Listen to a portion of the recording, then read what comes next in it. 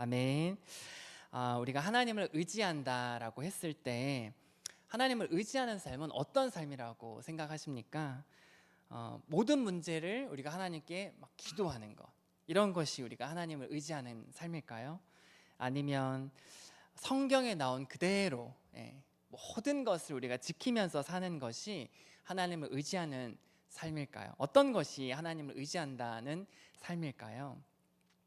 우리가 부모 자녀를 한번 생각해 보시면 그 어린 시절 우리가 자녀를 키울 때 자녀가 부모를 의지한다. 어떤 모습입니까? 보통 아장아장 걸을 때 부모의 손을 꼭 잡고, 그리고 밥도 누가 주는 거 먹습니까? 부모님이 주는 것만 먹는 거예요. 잠도 어때요? 요즘 우리가 이제 자라나고 있는 그 아이들 보시면 잠도 혼자 못 잡니다. 재워줘야지 자는 거예요. 어떻게 보면 정말 전적인 의지가 이런 모습이 아닐까, 이런 생각도 듭니다. 근데 한번 이런 생각 해보시면 어떨까요? 다 성인이 된 자녀인데 이렇게 살아야 된다면 어떨 것 같으세요? 잠도 혼자 못 잡니다. 부모님이 재워줘야지 잔다. 먹는 것도 부모님이 다 떠먹여줘야지 먹는다. 걸을 때도 부모님 손 꼭 잡아야 된다. 그러면 좀 부담될 수도 있을 것 같아요. 좋을 순간도 있지만 부담되는 순간도 있을 것 같습니다. 이렇게 아이들이 한 시간 또 한 해 한 해 지나면서 다 자라고, 우리도 돌이켜보면 부모님을 의지하던 시간들을 지나서 모두 이렇게 성인이 또 어른이 됩니다. 어른을 제가 이 성경 한번 찾아봤어요. 국어사전에서. 그러니까 다 자란 사람 이렇게 나오더라고요. 또는 다 자라서 자기의 일에 책임질 수 있는 사람, 이런 사람이 어른, 이렇게 되어 있는 거예요. 성인은, 어른은 자기 일에 책임지는 사람이죠. 근데 성도가 성장했다고 모든 일을 다 자기가 책임진다? 이건 또 아닌 것 같은 거예요. 성도가 잘 살아간다는 건 성인이 되는 것과는 또 다른 어떤 의미가 있는 것 같습니다. 우리 요한복음 한번, 성경 한번 볼까요? 요한복음 15장 5절에 우리 같이 한번 읽겠습니다. 나는 포도나무요 너희는 가지라. 그가 내 안에 내가 그 안에 거하면 사람이 열매를 많이 맺나니 나를 떠나서는 너희가 아무것도 할 수 없음이라. 아멘. 주님은, 우리가 주님을 떠나서는요 아무것도 할 수 없다고 그렇게 말씀하고 있습니다. 그러니까 하나님을 의지하는 건 어쩌면 성도의 삶의 필수라는 그런 얘기를 지금 하고 계신 거예요. 성도가 하나님을 떠나서 살 수 없다, 이 얘기를 지금 우리에게 하고 있습니다. 심지어 예레미야 17장 5절에서는요 이렇게 말하고 있는데요. 여호와께서 이와 같이 말씀하시니라. 무릇 사람을 믿으며 육신으로 그의 힘을 삼고 마음이 여호와에게서 떠난 그 사람은 뭐라고 합니까? 저주를 받을 것이라고 얘기를 하는 거예요. 그러니까 하나님을 떠난 사람 저주받는다는 거예요. 그러면 우리가 우리 스스로에게 한번 물어보면 좋겠습니다. 우리는 하나님을 얼마나 의지하고 있습니까? 내가 하나님을 얼마나 의지하고 있을까? 오늘 우리는요 이 무명 선지자, 우리는 지금 엘리야를 너무나 잘 알고 있지만 지금 오늘 등장하는 이 엘리야는 사실 굉장히 무명이었거든요. 이 무명 엘리야가 하나님을 동행하면서 있었던 일을 오늘 좀 살펴보면서 하나님을 의지하는 것이 어떤 것인가를 우리가 좀 살펴보려고 합니다. 성경에 사실 의지하는 삶이 많이 나오잖아요. 다양한 버전의 의지하는 삶이 나온단 말이에요. 오늘은 우리가 엘리야 버전을 보신다고 생각하시면 좋겠어요. 엘리야의 의지 3종 세트. 엘리야가 어떻게 하나님을 의지하고 사는지를 오늘 우리가 좀 말씀을 통해서 살펴보도록 하겠습니다. 하나님을 의지하는 사람 첫 번째는 바로 하나님 앞에 서 있는 삶입니다. 우리 1절, 2절을 같이 한번 읽어보겠습니다. 1절입니다. 길르앗에 우거하는 자 중에 디셉 사람 엘리야가 아합에게 말하되 내가 섬기는 이스라엘의 하나님 여호와께서 살아계심을 두고 맹세하노니 내 말이 없으면 수년 동안 비도 이슬도 있지 아니하리라 하니라. 여호와의 말씀이 엘리야에게 임하여 이르시되. 엘리야가 아까 말씀드린 것처럼요 오늘 본문 이전에는요 등장하지 않아요. 그러다가 갑자기 오늘 등장하는 거예요. 길르앗에 우거했다는 뜻은요, 길르앗이 이제 산지, 이런 광야 시골이란 말이에요. 그러니까 그냥 산지 어떤 시골 같은 데서 그냥 거처를 정하지 않고 정말 나그네 같이 그렇게 다녔던 선지자 엘리야가 오늘 당당하게 어디에 들어갑니까? 왕궁으로 들어가는 거예요. 아합 왕이 있었던 왕궁으로 들어가는 거예요. 그러니까 저기 어디 시골 변방에 있다가 오늘 정말 갑자기 그 왕이 있는 그 왕의 궁전 안으로 들어가는 거예요. 그러면서 뭐라고 말하냐면 저는 하나님을 섬깁니다 이렇게 말을 하는 거죠. 1절에 전 하나님 섬깁니다 이렇게 말하거든요. 이때 하나님을 섬긴다는 게 이제 두 가지 의미가 있는데, 첫 번째는 저는 하나님 앞에 서 있습니다 이런 뜻이에요. 어디에 서 있다고요? 하나님 앞에 서 있는다는 뜻인 거예요. 다시 말하면 저는 하나님의 얼굴을 늘 구합니다. 하나님을 늘 만나고 싶어 합니다. 하나님의 음성을 듣고 싶어 합니다. 이런 얘기를 지금 엘리야가 하는 거예요. 또 한 가지 의미는 어떤 의미가 있냐면 저는 하나님이 말씀하시면 즉각 순종할 준비가 돼 있습니다 이런 뜻인 거예요. 그러니까 하나님을 섬긴다는 말을 정리해보면 이런 거죠. 엘리야는 지금 누구 앞에 서 있다는 거예요? 하나님 앞에 서서 누구에게 순종하겠다는 거죠? 하나님 말씀에 순종하겠다. 그렇게 저는 살아가고 있습니다 라는 걸 지금 누구한테 얘기하고 있는 거예요? 아합 왕한테 얘기하는 거예요. 자, 그러면 지금 엘리야는 왜 아합 왕에게 이런 얘기를 할까요? 저는요 하나님을 섬겨요. 하나님 앞에 서 있고 하나님이 말씀하시면 저는 무엇이든지 순종하겠어요. 이 얘기를 왜 아합 왕한테 얘기를 하겠습니까? 지금 아합 왕이 하나님 앞에 안 서 있었거든요. 아합 왕은 어디에 서 있습니까? 우리가 너무나 많이 들으셨지만 아합 왕 정말 북이스라엘 7째 왕이면서도 최악의 왕 중에 한 명으로 우리가 알고 있는 이 아합 왕은 어디에 서 있습니까? 늘 우상 앞에 서 있는 거예요. 하나님도 섬기는데 늘 우상 앞에 있는 거예요. 바알과 아세라. 왜 여기 서 있습니까? 바알이 농사를 관장한다고 생각했잖아요. 아세라가 풍요를 가지고 온다고 생각하잖아요. 그러니까 하나님도 좋은 건 알겠는데 근데 이 바알이 뭔가 우리한테 좀 더 도움이 될 것 같아. 이 아세라 앞에 우리가 많은 재물을 드려야지만 우리의 농사가 더 잘 될 거야 이런 생각을 하고 있단 말이에요. 그러니까 아합 왕이 늘 하나님 앞이 아니라 그런 데 서 있으니까 오늘 엘리야는 아합 왕한테 와서 뭐라고 얘기하냐면 당신은 죽은 왕인 죽은 신인 바알과 아세라 앞에 서 있지만 난 누구 앞에 서 있다는 거예요? 하나님 앞에 서 있습니다. 이 얘기를 굳이 하고 있는 거예요. 하나님을 의지하는 삶은요 단순히 하나님께 기대고 하나님께 요구하고 이런 것뿐만 아니라 어디에 서 있는 거라는 거예요? 하나님 앞에 서 있는다라는 거예요. 그래서 하나님 말씀 듣기를 기다리고 하나님이 말씀하시면 즉시 뭐 하겠다는 거예요? 순종하는 삶이 바로 하나님을 의지하는 삶이다 라는 것을 지금 엘리야가 말하고 있는 거죠. 사랑하는 성도 여러분, 그렇다면 성도 여러분은 혹시 지금 어디에 서 계십니까?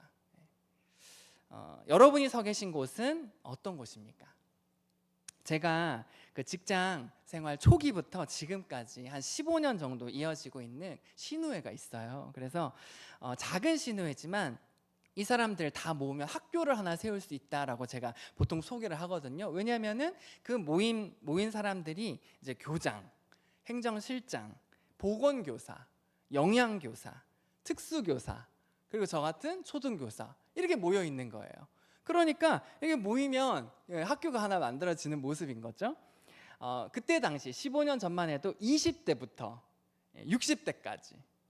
지금 이제 한 15년 지났으니까 지금은 제일 젊은 선생님이 30대 후반 그리고 70대 중후반까지 이렇게 모여 있습니다. 그러다 보니까 우리가 참 삶의 여러 가지 순간들을 같이 경험한 것 같아요. 결혼, 그리고 자녀의 출산과 양육, 또 자녀들의 입시, 또 취업, 또 본인의 은퇴, 건강의 문제, 이런 여러 가지 일들을 우리가 함께 경험하고 지금도 그 시간을 함께 마치 이런 교회 공동체가 우리가 함께 지나는 것처럼 그런 시간들을 지나고 있습니다. 근데 그 시간들을 이렇게 지나면서 깨달은 게 있어요. 나이가 30대든 70대든 이 삶의 계절마다 우리가 마주해야 될 삶의 무게가 결코 가벼운 적이 한 번도 없다라는 사실입니다. 문제가 늘 이렇게 겉모습만 바뀌는데요, 내 힘으로 할 수 있는 게 아무것도 없다라는 이 사실은 참 변함없이 우리를 짓누르고 있더라는 것이 참 깨달아지는 그런 순간이었습니다. 오늘 우리가 함께 예배하고 있는 성도 여러분께서는 어떤 순간에 또 어떤 상황 가운데 서 계십니까? 누군가는요, 하루하루 정말 피 말리는 치열한 일터 앞에서 정말 숨이 턱까지 차올라서 정말 그만하고 싶다, 이런 생각을 할지도 모르겠어요. 누군가는요, 정말 내 뜻대로 되지 않는 이 자녀 때문에, 그게 젊든 나이가 있든 이 내 뜻대로 되지 않는 자녀 때문에 너무 힘들다 할 수도 있겠고요. 또 어떤 누군가는 퇴직을 생각하는 자리, 또 누군가는 장성한 자녀의 결혼, 독립, 어떤 무거운 책임 앞에서 서 있을지도 모르겠습니다. 또 어떤 분은 점점 약해지는 나 자신, 이런 건강 앞에서 서글프기도 하고 또 마음 아프기도 한 그런 순간 가운데 서 계실지도 모르겠습니다. 그런데 우리가 솔직해져야 할 질문이 하나 있어요. 그거는 우리가 그 문제들 앞에서 정말 우리는 무엇을 바라보고 있는가, 이 질문에 우리가 좀 솔직하게 대답해 볼 필요가 있다라는 거죠. 아합은요, 이 비가 꼭 필요한 이 농경 사회에서 비를 내린다고 알려져 있었던 그 바알 앞에 서 있었거든요. 혹시 우리는 이 시대의 바알, 이 시대의 아세라 앞에 서 있지는 않은지, 내 재정이 나를 지켜줄 거다, 또는 내 직장이, 아니면 내 건강이, 내 자녀가 잘 되면 잘 될수록 나를 도와줄 거다, 내 인생의 문제가 해결될 거다 생각하면서 하나님 아닌 곳 앞에 서 있어서 내 마음을 졸이고 노심초사하고 있진 않은지 우리가 솔직하게 대답해 봐야 하지 않을까 생각합니다. 엘리야가 살던 시대는 아합 왕이 다스리던 시대죠. 바알과 아세라를 공식적으로 섬기고 있고요, 불의가 밥 먹듯이 일어나고 있는 그런 시대입니다. 그런 상황 속에서 엘리야는 어디 있다고 스스로 얘기합니까? 자신은 하나님 앞에 서 있다고 말하는 거예요. 엘리야 역시 또 문제 앞에서 고민할 수 있습니다. 하나님, 제가 도대체 뭘 해야 됩니까? 하나님, 저 도대체 어떻게 해야 돼요? 근데 그런 모든 고민을 가진 채 엘리야는 어디 앞에 서 있기로 했냐면 하나님 앞에 서 있기로 마음먹은 거예요. 그것이 바로 뭐라는 거예요? 하나님을 의지하는 삶이라는 거죠. 근데 그렇게 할 때 어떤 일이 일어나는지 아십니까? 2절이에요. 2절 제가 읽겠습니다. 여호와 말씀이 엘리야에게 임하여, 이렇게 되어 있는 거예요. 아니, 하나님 앞에 서 있었는데 진짜 하나님 말씀이 엘리야에게 임한 거예요. 엘리야의 기분이 어땠을까요? 우리가 막 간절하게 기도하는데 막 하나님께서 우리의 마음을 뜨겁게 하고 하나님의 막 말씀을 떠올라게 하고 막 생각나게 하고 막 이런다면 우리의 기분이 어떨까요? 막 엘리야도 그러지 않았을까요? 야, 하나님이 드디어 아합을 심판하실까? 드디어 하나님께서 막 불을 내리실까? 그런 고민을 하고 있었을지도 모릅니다. 하나님을 의지하는 삶 두 번째는요, 바로 내가 할 수 있는 모든 것을 비우는 삶입니다. 우리 3절과 4절 말씀 같이 한번 읽겠습니다. 너는 여기서 떠나 동쪽으로 가서 요단 앞 그리 시냇가에 숨고 그 시냇물을 마시라. 내가 까마귀들에게 명령하여 너를 먹이게 하리라. 아까 1절에서는 하나님께서 엘리야에게요, 네 말이 아니면 수년 동안 비도 이슬도 없을 거야. 야, 이 말을 처음 들은 엘리야가 얼마나 뜨거웠을까요? 야, 하나님 드디어 나를 사용하시는구나. 야, 너무 감사하다. 내가 아무것도 할 수 있는 게 없는데 하나님 나를 통해서 일하시는구나. 그래, 하나님은 역시 놀라운 하나님이시야. 막 이런 생각 하지 않았겠습니까? 우리가 전교 수련회만 가도 또 우리가 하나님 말씀을 들을 때 때로는 막 가슴이 뜨겁고 내가 뭐라도 할 수 있을 것 같고 이런 마음 들 때가 있잖아요. 엘리야가 지금 되게 충만하거든요. 야, 하나님이 내 입에서 나오는 말이 아니면 비를 안 내리겠다는 거예요. 이런 일이 있을 수가 있습니까? 야, 하나님 날 도대체 어떻게 사용하시려고 지금 이렇게까지 날 인도해 주실까? 막 이런 생각 할 거 있을 것 같습니다. 길르앗에 살면서 무명으로 변방에 지내던 이 엘리야가 왕궁에 들어가서 막 왕 앞에서 다 그런 선포를 하는 거예요. 물론 이 모든 일은 하나님께서 은혜를 주신 걸 누구보다 엘리야가 잘 알고 있어요. 그러니까 야, 하나님이 지금 진짜 얼마나 놀라운 일을 이제 펼치실까? 그런데 하나님이 하시는 말이 뭐예요? 너 이제 왕궁 나와서 저기 가서 숨어 있어. 이런 얘기 하시는 거예요, 하나님께서. 아니, 지금 내가 하나님 앞에서 엄청난 일, 아니 그런 일 아니어도 지금 하나님께서 나를 이 왕궁으로 보내셨으면 뭔가 왕궁에서, 아니면 뭔가 수도에서, 아니면 뭐 수도권에서, 뭐 서울 아니면 경기도에서라도 뭔가 하나님께서 나를 부르셨으면 뭐 여기서라도 일을 하게 하셔야 되는데, 하나님 뭐라는 거예요? 다시 숨어 있으라는 거예요. 거기 가서 기다리라는 거예요. 게다가 음식도 뭘 통해서 주신다는 거예요? 까마귀. 까마귀는요, 성경에서 부정한 동물이에요. 근데 성경에 동물이 없습니까? 정한 동물이 얼마나 많아요. 우리가 아는 것만 해도. 어떤 거요? 까마귀 대신 어떤 거 보내주면 돼요? 비둘기. 근데 우린 또 비둘기를 안 좋아하잖아요. 그럼 뭐 양 괜찮잖아요. 양을 그냥 통째로 갖다 주시면 그냥 뭐 양을 삶아 먹어도 되고 구워 먹어도 되잖아요. 아니면 하나님 좀 인심 크게 쓰셔가지고 뭐 황소 이런 거 그냥 갖다 주시면 좋잖아요. 근데 까마귀는 원래 까마귀가 이 고기를 먹어도 썩은 고기를 잘 먹거든요.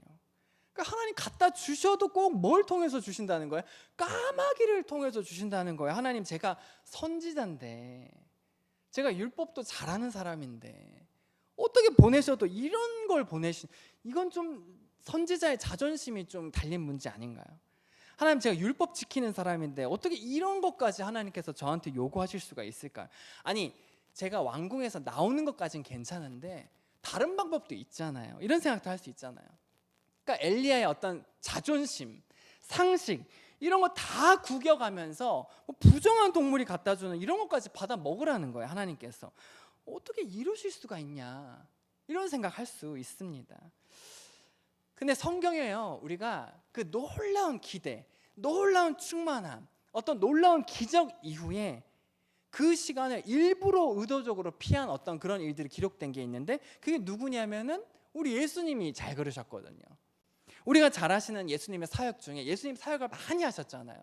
그 중에서 우리가 거의 다 아는 사람들, 모든 사람 거의 다 아는 사역이 있는데, 오병이어 아시죠? 오병이어. 예. 물고기 2마리, 떡 몇 개요? 5개. 예. 이걸로 남자만 5,000명 먹였거든요. 그러니까 뭐 여자하고 다 합하면 진짜 최소 10,000명 이상 되는 사람이란 말이에요. 생각해 보세요. 우리가 돈 하나 없었는데 예수님 기도해서 10,000명이 넘는 사람이 그 자리에서 밥을 다 먹고 그게 막 남았어요. 그때 같이 있었다면 우리 마음이 어땠을까요? 얼마나 뜨거웠을까요? 막 기도했는데 막 광주리에서 계속 막 나오는 거예요. 우리가 재정을 위해서 또는 어떤 일을 위해서, 사역을 위해서 기도만 했는데 눈 떠보니까 막 필요한 게 다 와 있는 거예요. 우리 얼마나 뜨겁겠습니까? 우리가 지금 여름 사역을 앞두고 있는데. 근데 그때요, 그 일을 직접 보고 경험했던 이 제자들이 얼마나 흥분했냐면 진짜 이런 생각했을 거예요. 야, 대박이다. 우리가 이 예수님이 우리 왕 되면, 야, 우리 이제 굶는 일 없겠다. 반드시 왕을 만들어야겠다. 그래서 요한복음 6장 15절에 보시면 이렇게 돼 있거든요. 그러므로 예수께서 그들이 와서 자기를 억지로 붙들어 임금으로 삼으려는 줄 아시고 다시 혼자 산으로 떠나 가시니라, 이렇게 돼 있는 거예요. 거기 있는 수많은 사람들과 제자들이 한 마음이 돼가지고요, 막 예수님을 왕을 만들려고 했거든요. 예수님은 어떻게 했다고요? 혼자 산으로 가신 거예요. 이거를 마태복음에서 똑같은 사건을 14장 22절 이렇게 말하고 있는데, 우리 한번 같이 읽어볼까요? 14장 22, 23절 시작. 예수께서 즉시 제자들을 재촉하사 자기가 무리를 보내는 동안에 배를 타고 앞서 건너편으로 가게 하시고 무리를 보내신 후에 기도하러 따로 산에 올라가시니라. 저물매 거기 혼자 계시더니. 예수님이 능력이 없습니까? 예수님이 얼마든지 왕 되실 수 있잖아요. 근데 예수님께서 이렇게 하신 이유가 뭐예요?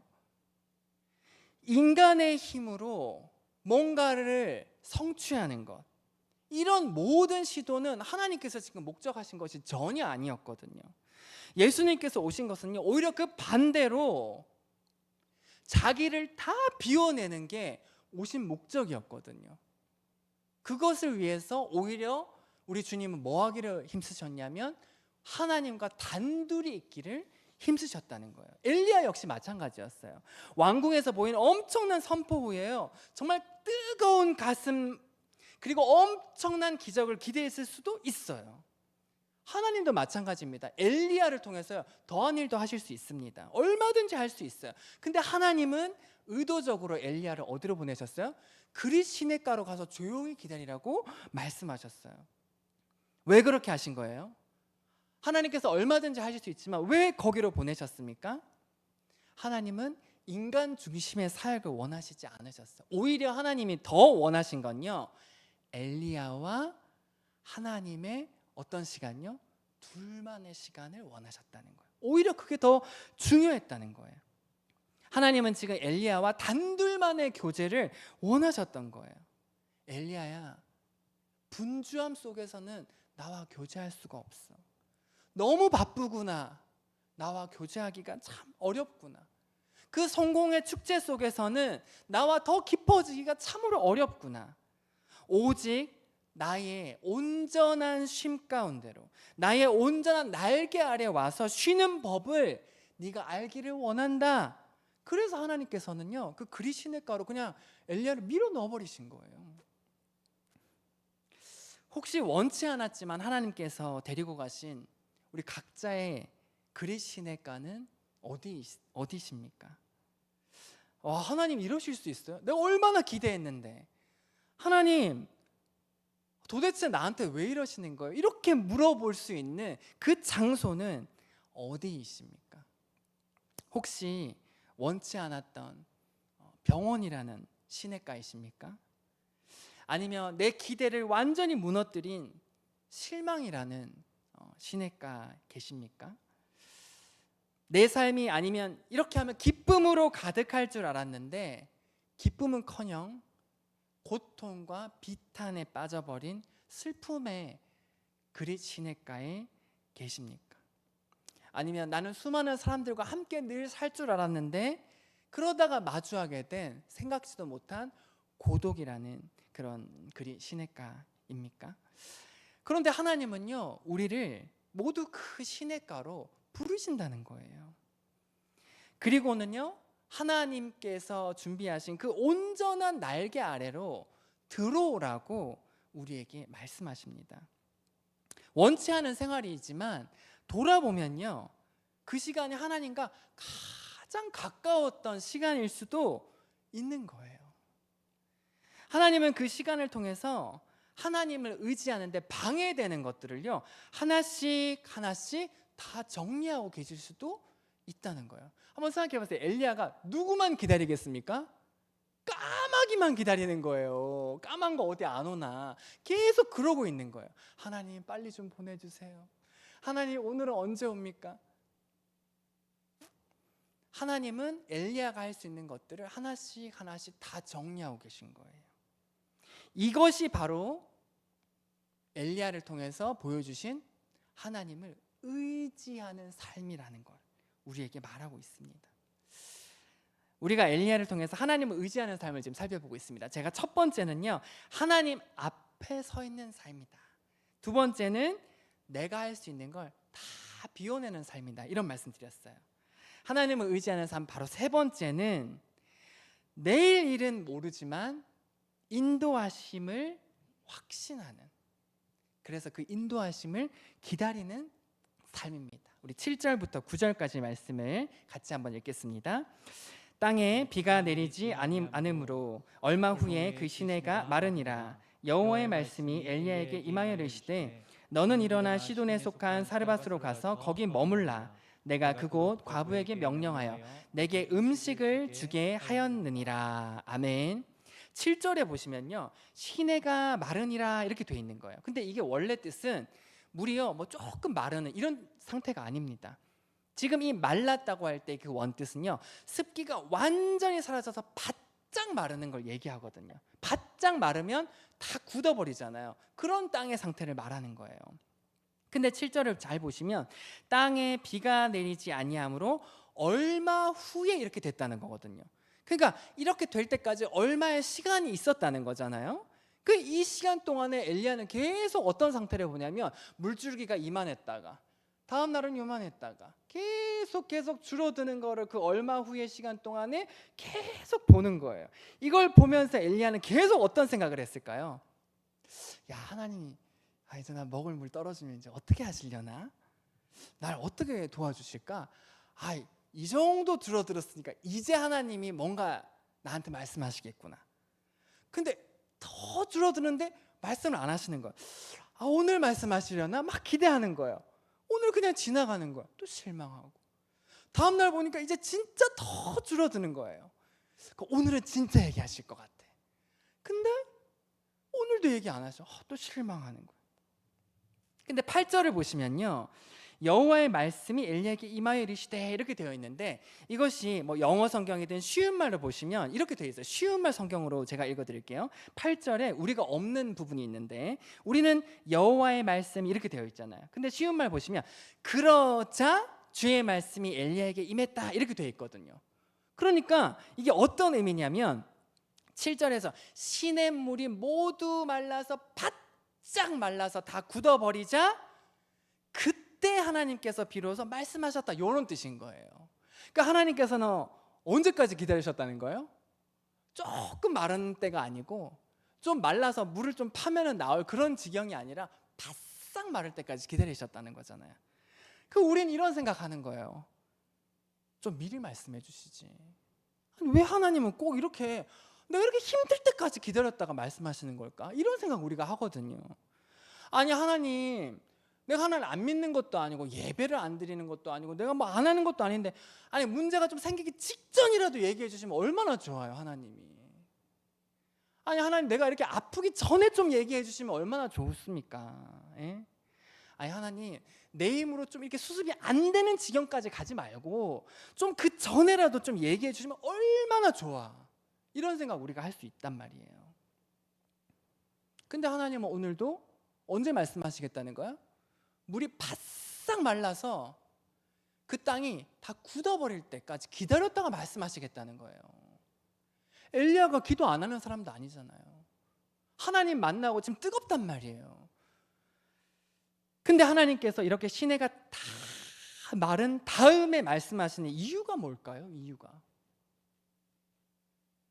시내가 마르지 않으면요, 하나님의 음성이 아니라 시냇물을 의지하기 때문이에요. 내가 통제할 수 있는 게 있잖아요. 내가 뭔가 할 수 있는 것들이 있잖아요. 그러면 우리의 본성은 하나님의 음성보다 그걸 먼저 하는 것이 우리의 본성이기 때문에 하나님께서 이렇게 하신다는 거예요. 만약에 생각해 보세요. 하나님께서 엘리야에게 지금 물줄기가 좀 남아있어요. 근데 우리가 오늘 보진 않았지만 하나님께서 엘리야에게 저기 시돈으로 가라고 하거든요. 시돈이 어딥니까? 아합왕의 아내, 그 악랄한 그 여왕의 고향이 시돈이란 말이에요. 아니, 하나님, 저를 왕궁에서 나오게 하는 것까지는 이해하겠어요. 그리 시냇가까지 가는 거 알겠어요. 하나님과 교제 좋아요. 하나님과 교제하겠습니다. 근데 하나님, 내가 우상 소굴에 들어가라니요. 그건 너무한 거 아닙니까? 물줄기가 남아있으면요, 엘리야가 안 갈 가능성이 더 높은 거예요. 물줄기가 아주 바싹 말라야지 엘리야 지금이야, 지금 떠나야 돼. 엘리야 두 말도 하지 않고 떠나거든요. 왜요? 여기 있어봤자 지금 나올 게 없는 거예요. 하나님은요, 내가 의지하던 것이 완전히 사라질 때 바로 그 순간까지 기다리신다는 걸 기억하셔야 됩니다. 어떤 소리요? 세상 소리, 시냇물 소리가 모두 멈추고 사라졌을 때 하나님의 음성, 진짜 생명의 근원이신 하나님께서 말씀하신다는 것을 믿으시기를 바랍니다. 내 힘으로 통제할 수 있는 게 남아있을 때는요, 우리는요, 하나님의 그 세미한 음성, 아니요, 북치고 꽹가리 쳐도 어쩌면 듣지 못할 수도 있습니다. 하나님은 내 삶에 의지할 것이 모두 사라진 것 같은 바로 그 순간에 말씀하십니다. 혹시 지금 내 삶의 시냇물이 마르는 것을 경험하고 계신 분이 있으십니까? 직장 생활의 시냇물, 사업의 시냇물, 내 건강의 시냇물, 인간관계의 시냇물, 가족 간에 흘렀던 시냇물, 배우자와의 시냇물, 이 모든 것이 점점 바닥을 보이고 이제는 마르다 못해 바싹 마르는 것을 혹시 경험하고 계십니까? 오늘 말씀을 기억하십시오. 하나님은요, 시내가 완전히 마르자마자 기다렸다는 듯이 말씀하십니다. 시내가 마르는 건요, 하나님의 저주가 절대로 아닙니다. 하나님의 진짜 다스림이 시작되는 바로 그런 시작점입니다. 말씀을 정리해 보겠습니다. 오늘 우리는요, 하나님을 의지하는 삶이 어떤 삶인지를 좀 살펴보았습니다. 첫 번째는 다른 곳에 서 있는 것이 아니라 하나님 앞에 서 있는 삶이라고 말씀드렸어요. 두 번째는 내가 할 수 있는 모든 것을 다 비워내는 삶이라고 말씀드렸습니다. 세 번째는 내일 일을 모르지만 반드시 인도하실 것이라는 확신을 가지고 기다리는 삶이라고 말씀드렸어요. 문제가 우리를 짓누르지만 그래도 하나님 앞에 서 있는 삶을 사실 수 있으시겠습니까? 내가 할 수 있는 것이 하나도 없이 내 자존심 다 구겨가면서까지 내가 그리시네가에 있어야 되는데 그래도 거기에서 하나님만 바라보면서 교제하시면서 걸어가실 수 있으시겠습니까? 내일 도대체 무슨 일이 일어날지 상상도 안 되고 예측도 안 되지만 하나님 반드시 날 인도하실 거야 라는 그 확신을 가지고 살아가실 수 있으시겠습니까?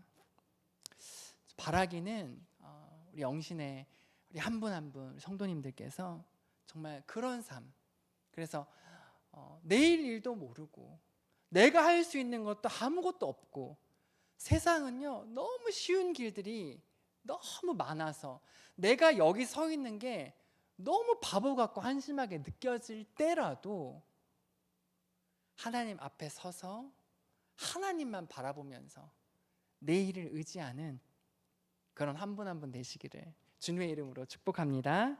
우리 그런 결단을 하면서 우리 이 찬양을 했으면 좋겠어요. 우리 아까 같이 한번 찬양했었는데요.